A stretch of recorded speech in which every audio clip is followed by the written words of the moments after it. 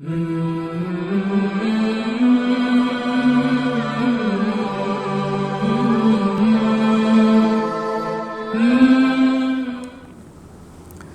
تک کے حالات ثابت کرتے ہیں کہ جمہوری نظام حکومت کم از کم پاکستان کے لیے مناسب نہیں۔ آپ کی رائے میں کون سا نظام پاکستان کے لیے کامیاب ہوگا؟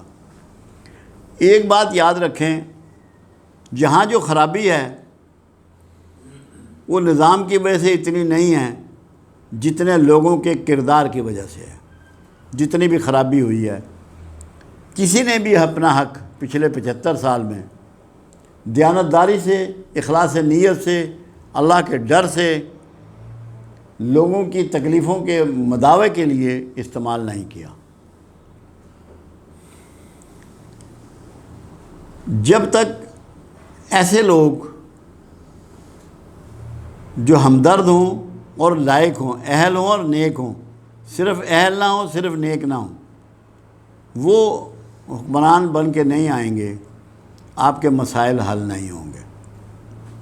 اس کے لیے آپ کو شکر گزاروں میں شامل ہونا ہے، کیونکہ ہم سب ناشکرے ہیں، اللہ کا ناشکرہ پن کرتے ہیں، جس کی سزا ہمیں مل رہی ہے۔ ہم میں منافقت ہے، ہم جھوٹ بولتے ہیں، وعدہ خلافی کرتے ہیں، امانتوں میں خیانت کرتے ہیں۔ ہمیں وہ رویے بدلنے ہیں تاکہ اللہ ہمیں اہل اور نیک حکمران دے۔ اگر ہم نے اپنا رویہ بدل لیا، دنیا کی کوئی طاقت ہمیں آسودگی اور سہولت اور سکون سے محروم نہیں کر سکے گی۔ جو اس کے سسٹم کی بات ہے کہ کون سا نظام ہونا چاہیے، ایک بات بس یاد رکھیے، یہ کائنات اللہ کی ہے، یہ دنیا اللہ کی ہے، ہم اللہ کے ہیں، ہمارا ملک اللہ کا ہے۔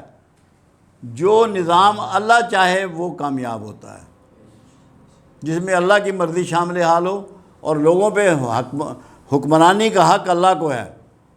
جب بندوں پہ اللہ کی حکمرانی ہوگی تو کامیابی ہوگی، جب بندوں پہ بندوں کی حکمرانی ہوگی تو کبھی کامیابی نہیں ہوگی۔ اس کی مثال کربلا معلیٰ موجود ہے کہ جب خلافت کو ملوکیت میں بدلا گیا تو حسین رضی اللہ تعالیٰ عنہ کھڑے ہوئے اور دین کو بچانے کے لیے پورے قبیلے کو شہید کروا دیا۔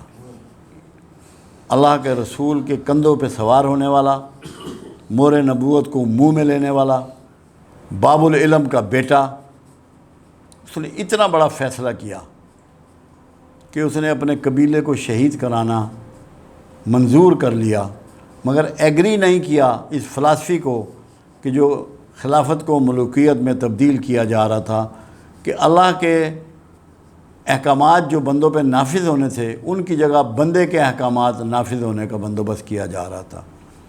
تو جب تک اللہ کا حکم بندوں پہ لاگو نہیں ہوگا، تبدیلی نہیں آئے گی۔